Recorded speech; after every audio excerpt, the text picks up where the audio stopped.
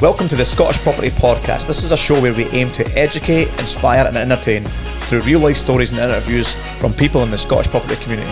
As always, thanks for listening and give us a follow on social media and subscribe to our YouTube channel.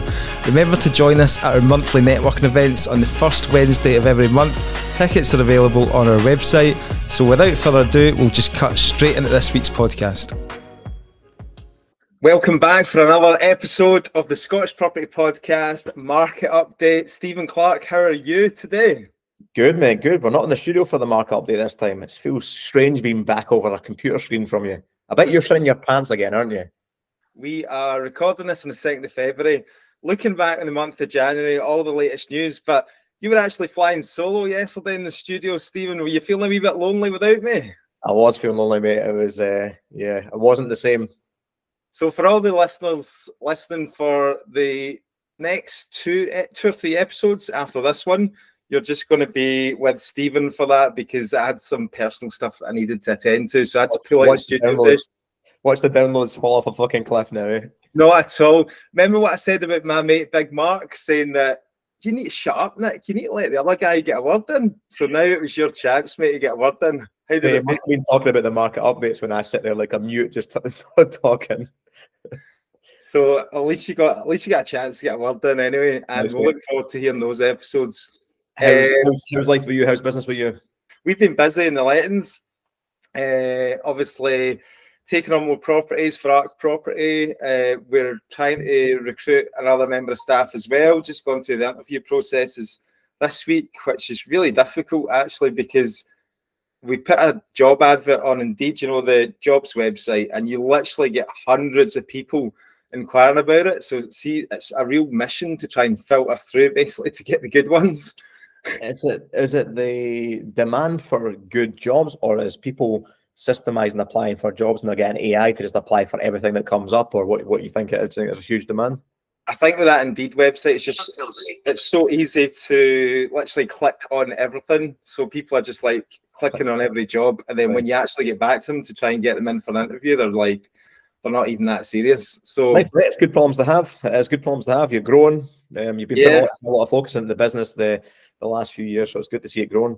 Our current landlords as well, we've got quite a lot of landlord investor landlords, you know, that have got portfolios that want to grow their portfolios. So we're looking to team up with more sourcers to try and get those deals so that we can expand as well. So if any sourcers listen out there, certainly reach out and we'll grab a coffee and that, see what we can do together. What about yourself? Busy. Yeah. Dealing with a hell of a lot of maintenance issues because of the storms we've been having in January. Fences, roof, gutterings, like it's been driving me fucking nuts, but that's problems we deal with. But it's good. It's finding this as well. Network's really helping as well. Pulling in different contractors that in different areas that we've got properties as well. It's good, really good. It's been busy. I've noticed lately you've been doing some guru bashing on your social media. Join a real network with real people doing real things. Oh mate, it's funny because people's egos just get in the way of their growth and what they're doing, because they kind of seem to think that it's tied to myself and Sam, and it's not. Like there's loads of good people. Like we've got some of the biggest landlords in all areas of Scotland in the network, and they're sharing information. But I'm not even participating. Like they answer the question. So it's really good. I think that's where, obviously we've talked about this before. I think that's where your group definitely becomes head and shoulders above like a, you know, like I mean, I know you do the workshops as well, the kind of intensive training and stuff like that, but I do agree that the groups are the way to go because you do get that inspiration, that push from the other people around you.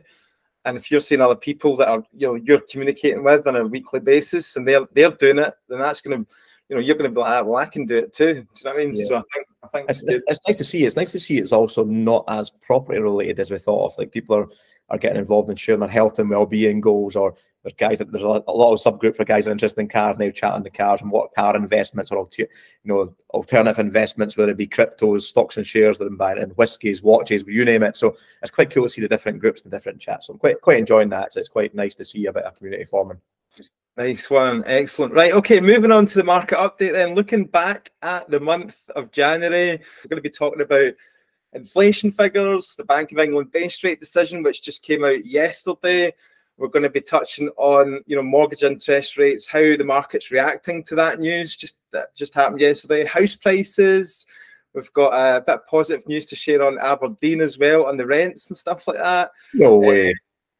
Exactly. I thought you'd be interested in that one. We're talking about the rent cap ending. More news on that front coming as well from the Scottish Government, and also 99% mortgages, which we'll touch on as well. So, kicking off on the inflation figures. So, obviously, UK inflation shows a surprise uptick, actually. So, it was on the down, and we were really coming down quite drastically. We're sitting at 3.9%, and then the inflation marginal though, isn't it? It didn't go up a huge amount. 0.1% up to 4% on the consumer price index, which is how they measure inflation figures. So what does this mean? Not a huge, obviously a wee blip, you know, because obviously economists were predicting that we're on the fall down to the target. And, you know, this was all positive news, and the Bank of England were going to start cutting their base rate and the base rate interest rate. But obviously there's been a wee blip there, and that obviously fed through into the latest bank decision, which was yesterday. So the Thursday, 1st of February, the Bank of England committee meet and they basically vote on what to do with the rates. So they held them at 5.25%. Mm-hmm. And obviously there's a mixed reaction. A lot of people are saying, well, they need to start cutting them now because there is a lag. So it takes about a year, they reckon. Like economists say that it takes about a year for things to actually start filtering through. So they think, some people are saying that if they leave it too long now and leave it high, then it's really going to, you know, there could be deflation, could be down to 0%. Other people are saying, well, there's far too much uncertainty at the moment in the markets. You know, there's basically wage inflation coming through. There's going to be a national minimum wage going up 10% in April. So the minimum wage is actually going up to £11.44. So that's going to start having an impact and keep inflation higher. Also, what you've got going on at the moment in the Red Sea. So all these ships that are getting attacked by the Houthis, which are basically backed by Iran, all this kind of uncertainty. These big container ships are having to take a detour around the south of South Africa, which adds on to shipping costs, freight, which feeds through into our inflation as well. So the governor of the Bank of England's basically coming out and saying, look, there's too many risks. We need to keep the interest rates higher for longer.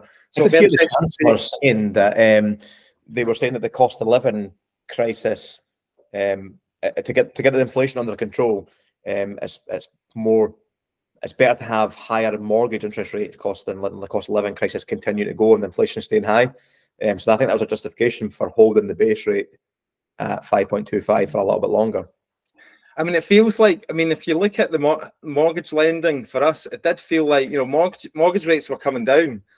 And obviously, because at the start of January, there was a lot of real positivity about the market. And, you know, economists were coming out and saying that they were predicting Bank of England base rates to start coming down in April time, you know, maybe settle round about the kind of 4% level, which would be all right. I mean, like, as long as they don't go up any further, I'm pretty comfortable with still buying property at this level. So you're getting a mortgage, so you're getting a buy-to-let company mortgage for 6% or something like that. You just need to obviously watch the arrangement fees. That's the thing that's kind of catching everybody out at the moment. They've came back down, actually. Good. That's good to know. Yeah, they have came back down. It's like the lenders have kind of all cut down. They're starting to be, create more competition, and they're not as bad right now. They've came away from that ridiculous 5%.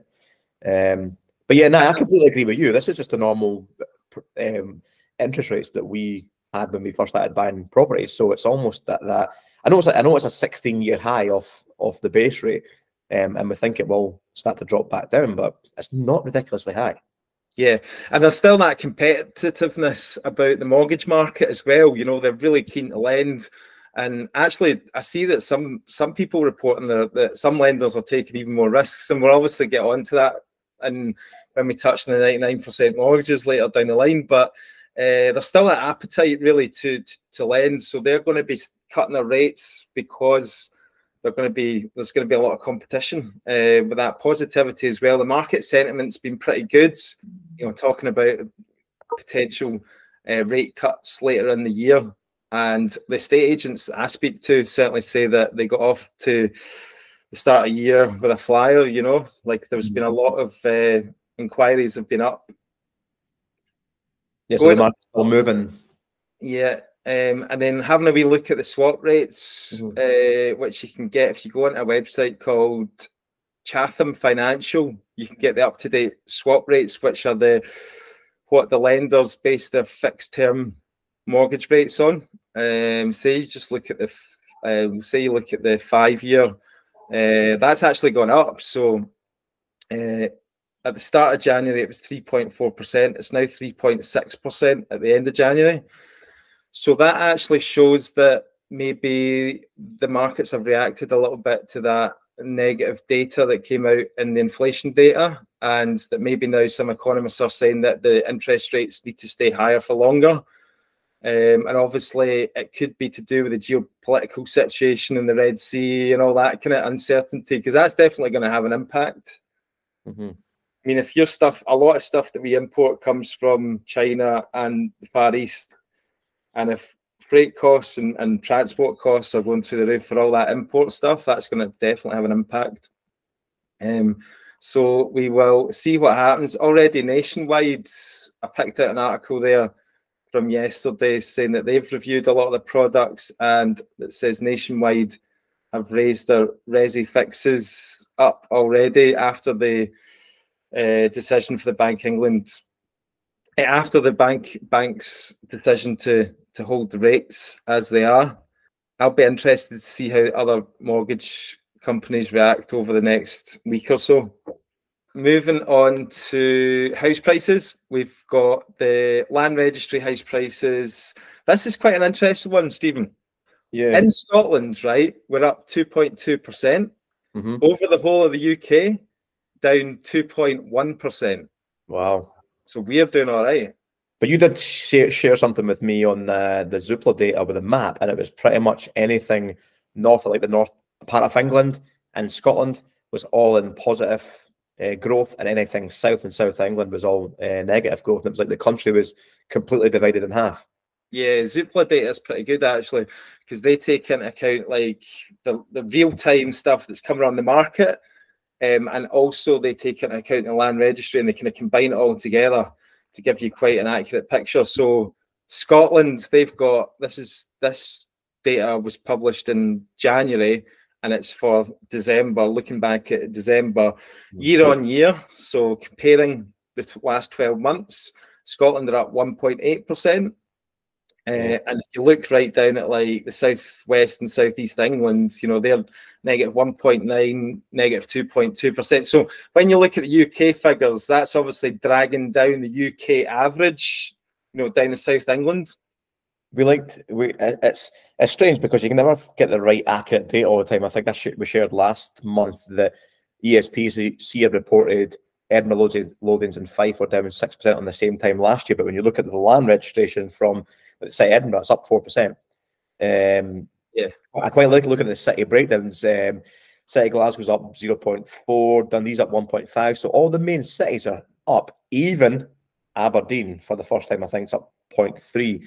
But what I found quite fascinating was all the islands, Isle of Bute, Orkney, Shetlands, are all down considerably, like from 6.5% to 9-10% negative drop. But I think that's the effect from COVID now. The negative effect from COVID. Everyone went for remote living, working from home. It probably saw that, or even maybe holiday homes, and it saw this kind of peak in these rural locations. And now it looks like they're all taking a bit of tanking or going back down. Yeah, definitely. There was a kind of drop there for sure. Once everybody settled down. Sorry, Orkney Islands is down 12.4%. So they're quite big decreases. I think you said at the time, wasn't it? It was that kind of like draw of people wanting to go and do the laptop lifestyle from the paddleboard out in the middle of the lock and stuff like that. I remember you saying that at the time. And then they realised they couldn't get an internet connection up there. They have to move back to the cities. Exactly. So I think that's probably having an effect now. But I like good news for Aberdeen. Definitely, I think that's the first time we've seen on the land registry prices in the positive there, because we've been reading out previously like negative 6% and stuff like that. So maybe it's time to go Aberdeen if you're still sitting on the fence with Aberdeen. Maybe it's bottomed out. Called the bottom. And then if you look at the Zoopla table as well, you know, you've got Belfast is out by itself plus 4%, but we're not really too concerned about that. But we've got Glasgow and Edinburgh at position 2 and 3 in the table, you know, so Scottish cities again doing really well. So if you've invested for the long term and you've invested for capital growth, or if that's one of your main drivers for investing, then Scotland's definitely holding up in that respect. And from the investment point of view, going on rents, they look like they're doing phenomenally well as well, aren't they? Yeah, so City Let's report was out for the last quarter of 2023, and it is looking very positive for, well, everywhere really is up. I'll just read you the top line stats for Scotland. Average rent over the whole of Scotland and all the different types of properties are up 12.9%. Now that's for newly listed properties, obviously. But what was interesting is that Aberdeen are really, really strong again. You know, they're up 10%, well, 9.8% on average. So things really good there. And really in all the cities doing well. Dundee doing well, up 6%. I think that, interestingly on rents, right, I think that we really did peak on rents last year already. Because obviously, again, this data, there's a lag. We're really seeing in January, and even just now, we've got a lot of properties on that are having to have price reductions because it just wasn't like the summer, you know, autumn of last year. Like, I mean, that was literally crazy demand. Yeah. And now we're really having to work at it. I mean, previously, before we'd do one viewing, we'd have like 15 people at the viewing, 10 applications, you had your pick. It's definitely changed. That's interesting because we've been seeing the same in Aberdeen the last couple of weeks as well. And usually January goes nuts with people over Christmas and the holiday season splitting up, and especially the 1 and 2 bed flats just seem to be so popular. We've had a couple of void periods where 1 bed flats and studio flats have sat on the market for 2 or 3 weeks there, and then they're now getting taken up at the end of January, which is quite unusual. So yeah, it looks like it's slowed down a little bit. I came across an article, and I forgot to attach it in here, but there was an article saying, and it could have actually been on the Scottish Government website, and I think Patrick Harvey came out with this line, but he said that the number of actual landlords, number of properties registered on the landlord registration had actually increased, and it was at an all-time highest point. Wow. But obviously we're hearing from a lot of people, and there's loads of press and all that saying landlords are selling up in their droves. So I was like, this doesn't make sense. See, when I was thinking about it, obviously, most landlords have just got one property, right? So the ones that are selling up mainly are just the single accidental landlords. And if you've registered a landlord registration, then it just doesn't drop off straight away. It takes time. A couple of years, yeah. You need to renew every 3 years, I think it is. So again, that's going to be, you know, they're coming out with these stats saying that there's number of registered properties for PRS. Could you almost have a dual listing? So just say, for instance, there was a landlord X in their portfolio and I bought 10 other properties. Would I register that under my landlord registration, and the existing landlord would still have their registration live until the 3 years had run out? So would it almost be like there was more on the system? Is that right? Or is it automatically delete? I don't know the answer to that. Yeah, exactly. So that would look like there was double the amount of properties. Yeah, which is maybe not the case. So you're probably right. There's maybe a little bit of lag, and we'll maybe see in the next 2 or 3 years that might take a little bit of time to filter through to see what. Yeah, for example, I don't know exactly how it works, but what you're talking about there, say you buy that portfolio of 39 properties, but the guy you bought it off is still registered. Yeah, is that basically, you know, that's not accurate numbers then, because he's out the game. But is he still registered? Landlord, so registered these properties, the landlord. Yeah, that makes sense. So yeah, those numbers are not accurate, and you know, the Patrick Harvey's just coming out on an absolute pile of mints as usual. That's normal, yeah. So like that brings us on to the government stuff again. So rent caps, the end of rent caps, and the end of the eviction ban was obviously scheduled for the 1st of April. When everybody thought, right, this is the end of it, we can put rents up to whatever we like, but it was never going to be that straightforward, right? So the government, they kind of just Otherwise, it would just turn into the Wild West. So they've come out with the latest rules, and it is a continuing of they call it a continuing of rent protection for private tenants on the Scottish Government website. So what they've come out with is a rule basically that from the 1st of April onwards. So this is what's going to happen. I'm going to try and explain it in my own terms, right, without reading it from the government website. But basically, what you can do as a landlord is you can propose any change of rent to the tenant, okay? But there's a big but to this. Your tenant, so say you've got a rent that's been at £500 a month for the last 4 years, right? Now the market rate's, say, £800 a month. You could say to your tenant, you're entitled to say, I'm going to up the rent to £800. It's not going to go down well, is it? You know what I mean? It's not going to go down well. The tenant's going to start probably Googling, getting a bit of advice and all the rest of it. Then they're going to be like, oh, wait a minute, I can challenge this. If the tenant accepts it, that's no problem. Like, you can go ahead with that increase. But if the tenant decides to challenge it, and obviously within their notice, there is a bit at the bottom that clearly states that they're allowed to challenge it with a rent officer. So if they challenge it, then it's going to go to an adjudication to the Rent Office Scotland, or else the the Rent Service Scotland, or the first tier tribunal, and they're basically going to make a decision for you, right? What it's going to be capped at. Now, if it goes to that process and it is more than 24% increase that you're looking for in rent, then the maximum you're going to get is 12%, right? If it's between 6% and 24% that you're looking for, there's going to be a calculation. There's going to be a tapered calculation. This is where it gets complicated. So for every 1% that you can prove above the 6%, so you're going to be guaranteed 6%, right? If it's over 6%, you can prove that. But for every 1% after 6%, you're going to get a third of that percent increase. So it's really, really complicated. And they've been basically slated because they've made it a lot more complicated than it should be. Used to be, They should have just said, right, the maximum you're going to get is 12%, right? That's it.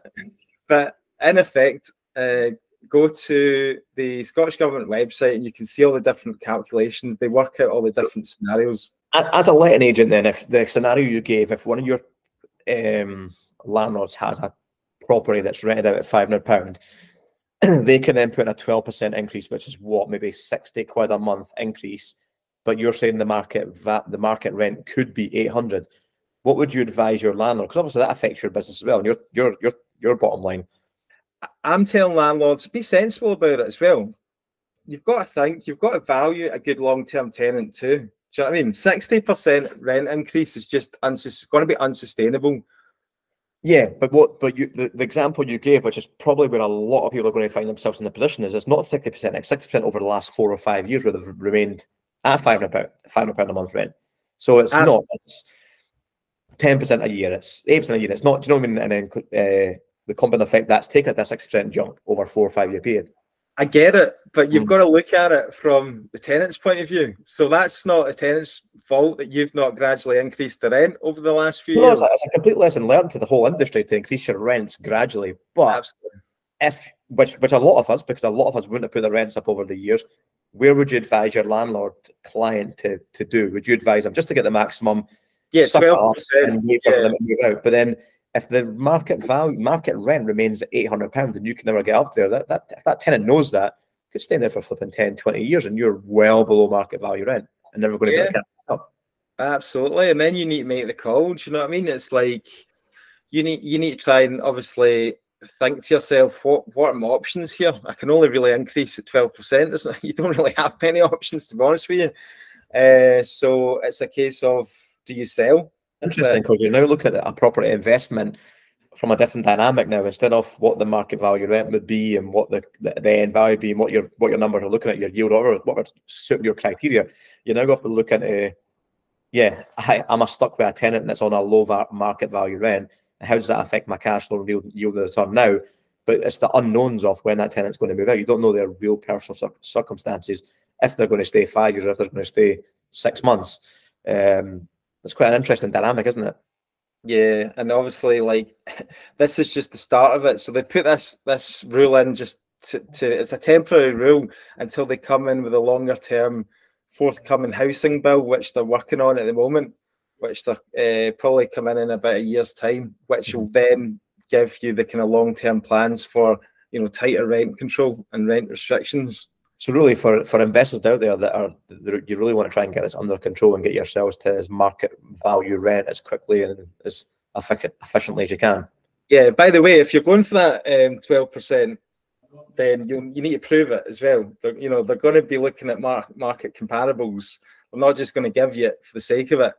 I know the last article you were keen to get onto was the 90% mortgages. Yeah, so just finally, we're going to touch on 99% mortgages. So this has come out by the Tory party, have announced this down in England. And obviously in Scotland, we have our own set of rules and policies and regulations for housing. So the Scottish government haven't commented on this as far as I'm aware, and they probably won't take this route because, you know, they're very much lean the other way compared to the Tory party. But this is all kind of headline grabbing before the elections, right? So obviously the Conservatives, they want to appeal to aspiring homeowners, don't they? Do you know what I mean? That's their demographic. So they've come out with this line that they're going to back lenders. They're going to put basically underwrite mortgages so that mortgage lenders can offer a 99% mortgage loan to value. So as a buyer, you only need to put 1% forward of the 1% of the property value, property price. Now, there has been, like, interestingly, there's other mortgages on the market at the moment that 100%, like, you can get 100% mortgage. We touched on one previously. Skipton have brought one out, but the criteria is very narrow, and a lot of them are backed by, like, guarantors and stuff like that. But interestingly, with this one, this would be like whole of the market, basically. So it's another one of these schemes where they did, like, the help to buy and all the rest of it. Does the housing market need that? You know, I would argue probably not. Certainly not in Scotland, anyway. Definitely not Scotland, yeah. But I think you say it's a headline grabber. We're not much in behind it. Will it go anywhere? Same as the Skipton one. When we actually dug deep into the criteria on the Skipton 100% one, almost it limited 99.9% of the people to actually apply for it. So you could, you know, not so many people could. Hardly anyone could get it, but it was a nice wee headline and grabber, wasn't it? Yeah, I mean, if you look at it as well, it's unlikely, going by the polls at the moment, that the Tories are going to get in the next election. It looks like it's going to be a Labour win, which means that, you know, this won't ever probably even see the light of day unless they bring it in very quickly at the next budget, in the spring budget, and then they basically stall the election till later on in the year, like October, November. You know, and they basically rush it through. But you got to wonder as well, you know, how much really does the market need this? Because you know what happened when they did all the stamp duty holiday and all that property, you know, just after, during the pandemic and all that, things just went crazy. So really the level where we're at the moment in Scotland is, you know, this 2% growth, and I called it at the start of the year. You know, that's fine. You know, 2%, 5% is healthy.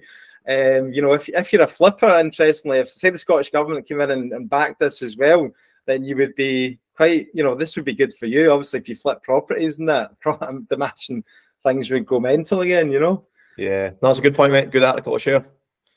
But yeah, let's just see. I don't think it's going to come to anything. So that kind of wraps up the market update here. Hope you enjoyed that, guys. And if you're listening to this, this will be coming out the week of the networking events. So Wednesday, the 7th of February, again, get along to one of our networking events where we've got some great guest speakers lined up. Where will you be attending, Stephen? I'm going up to Aberdeen this month, so I've not been up to Aberdeen for a few months, so I'm going to go up to Aberdeen. I'll make it up there one of these days. Yeah, one day Nick will leave Glasgow. Thanks a lot for listening, guys. Hope to see you. Thanks again. Take care.